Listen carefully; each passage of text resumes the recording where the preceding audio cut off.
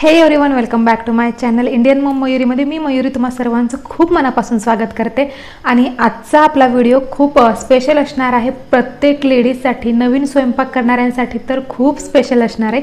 कारण यामध्ये 4 ते 5च टिप्स सांगितल्यात, खूप डिटेलमध्ये टिप्स सांगितल्यात, जेणेकरून तुमचा स्वयंपाक पटकन होईल. तुमच्या किचनमधलं थोडंसं काम जे आहे ते खूप वेळापेक्षा थोडंसं मिनिमाइज वेळामध्ये कंप्लीट होईल आणि तुम्हाला अजून कामं करण्यासाठी वेळ मिळेल. आणि सगळ्यात महत्त्वाचं म्हणजे प्रत्येक टिप ही खूप डिटेलमध्ये सांगितलेली आहे. त्यामुळे थोडासा वेळ देऊन तुम्ही हा व्हिडिओ पहा, नक्की आवडेल. छोटासा व्हिडिओ आहे आणि हो, व्हिडिओ आवडला तर शेवटपर्यंत नक्की. वेळा काय होतं, आपण भरपूर मिरच्या आणतो आणि त्या स्टोअर कशा करायच्या हाही मोठा प्रश्न असतो. तर त्या आपण 3 प्रकाराने स्टोअर करू शकतो, जेणेकरून आपला स्वयंपाकसुद्धा पटकन होतो, रुचकर होतो आणि त्याचबरोबर आपल्या मिरच्या काही प्रमाणामध्ये ज्या वेस्ट आउट होतात, थोड्याफार उरलेल्या खराब होतात, हे सगळं होणार नाही. तर सगळ्यात पहिली गोष्ट म्हणजे आपण व्यवस्थित आणल्या सगळ्या मिरच्यांची देठ काढून घ्यायची. आणि तुमच्याकडे असं कुठलाही एखादा डब्बा असेल, हा डब्बा तुम्ही पाहू शकताय, कुठलंही ऑर्गनायझर नाही आहे, काहीच नाही आहे, साधासा डब्बा आहे. त्यामध्ये मी अशाच मिरच्या ज्या की थोड्याशा मला स्टोअर करायच्या आहेत, त्या टिश्यू पेपरमध्ये रब करून स्टोअर करते. आता एका बाजूला मी पहिल्या मिरच्या ठेवलेल्या आहेत आणि दुसऱ्या बाजूला मी नवीन मिरच्या ठेवते. कारण काय होतं, मग आपल्या नवीनच यूज करण्यामध्ये येतात आणि जुन्या तशाच राहतात आणि मग त्या खराब होतात. त्यामुळे काय करायचं, वेगवेगळ्या स्टोअर करायच्या, जेणेकरून आपल्यालाही कळेल की आपल्या पहिल्या कुठल्या आहेत आणि नवीन कुठल्या आहेत. कारण फ्रीजमध्ये जेव्हा आपण अशा प्रकारे स्टोअर करतो, त्या काही लाल पडत नाहीत, काही नाही, छान हिरव्यागार राहतात.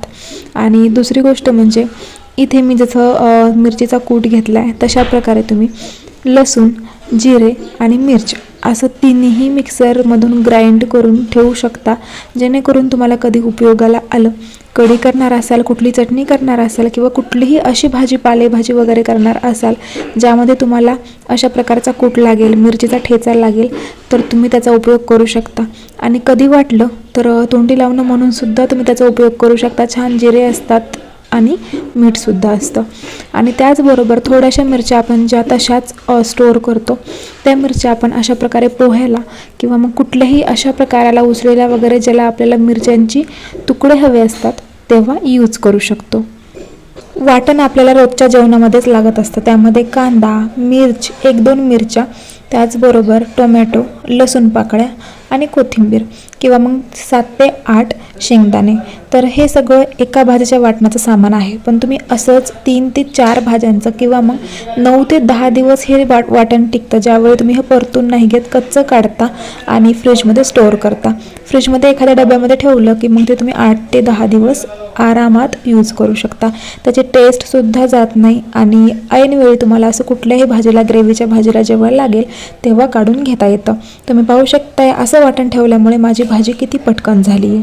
आपण काय खूप साऱ्या गोष्टी स्टोअर करून ठेवत नाही, जमा करून ठेवत नाही, पण काही गोष्टी अशा असतात की तुम्हाला अगदी महिनाभर किंवा 1.5 महिन्याच्या थोड्याशा एक्स्ट्राच स्टोअर करून ठेवाव्या लागतात. त्यामध्ये येतात तांदूळ, साखर वगैरे किंवा मग हरभऱ्याची डाळ असेल, हरभरे असतील.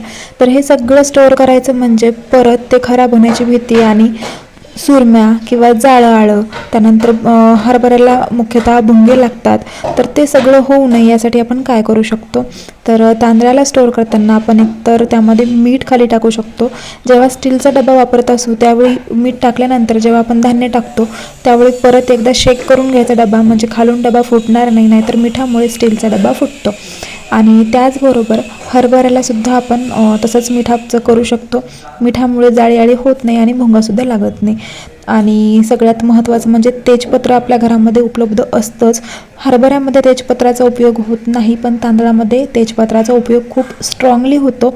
हरभऱ्यामध्ये तुम्ही मीठच टाका, मुख्यतः मीठ टाकल्यामुळेच मला त्याचा फायदा झाला आहे. आणि जर तुम्हाला तांदूळ खूप जास्त प्रमाणामध्ये स्टोअर करायचे असतील, त्यामध्ये लिंबाचा पालासुद्धा टाकू शकता.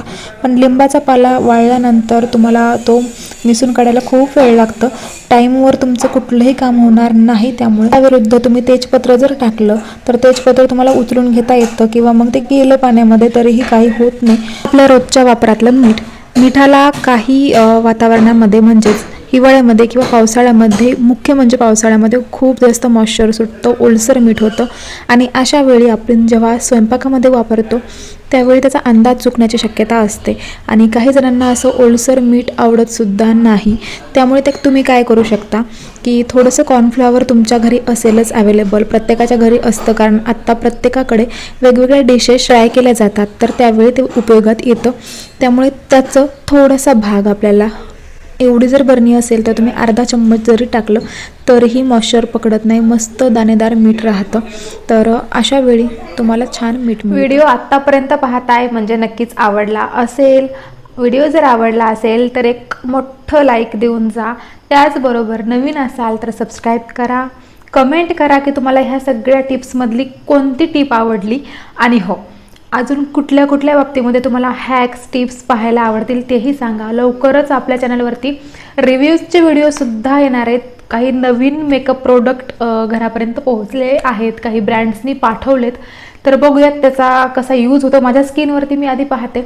एक तर प्रेग्नन्सीमध्ये तुम्हाला माहिती आहे स्किन थोडीशी सेन्सिटिव्ह होते, तर त्या स्किनवरती ते सगळे प्रोडक्ट कसे जातात हे आपण पाहूया आधी आणि त्यानंतर त्याचा छान रिव्ह्यू तुमच्यापर्यंत येईल विथ फुल प्रूफ रिझल्ट. तर चला, आजचा व्हिडिओ आय होप तुम्हाला आवडला असेल. पुन्हा भेटूया अशाच एका व्हिडिओसोबत. तोपर्यंत टेक केअर.